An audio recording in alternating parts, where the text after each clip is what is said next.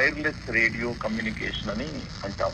అంటే ఎటువంటి తంతి సాయం లేకుండా మన శబ్దం అనేది దూర ప్రాంతాన్ని చేరడం అనేది అప్పటికి అద్భుతమైన ఆవిష్కరణ, ఆశ్చర్యం.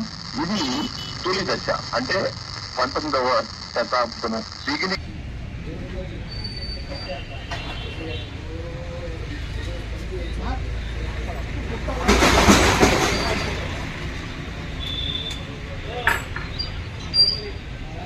రేడియో అనేది మేము చిన్నపిల్లల పటాయించి అప్పట్లో ముఖ్యంగా ఈ పని చేసుకునే వాళ్ళకి, రైతులకు, అలాగే ఈ చేనేత కార్మికులకు, వీళ్ళందరికీ రేడియో అనేది ఒక మంచి ఎంటర్టైన్మెంట్, ఆడియో ఎంటర్టైన్మెంట్.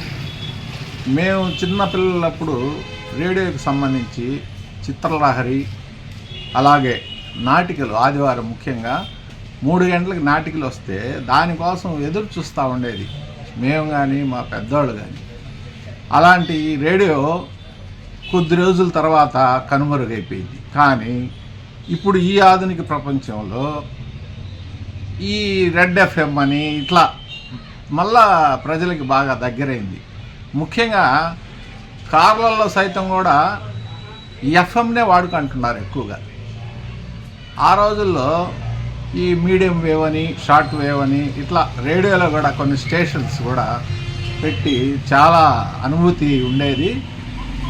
మంచి ఒక ఎంటర్టైన్మెంట్ సాధనం. మన ఇంట్లో ఉండి మనం బయట ఉన్నా కానీ మన వెనకీడుతూ ఉండే పేద ప్రజలకు కూడా మంచి సాధనం అన్నమాట రేడియో.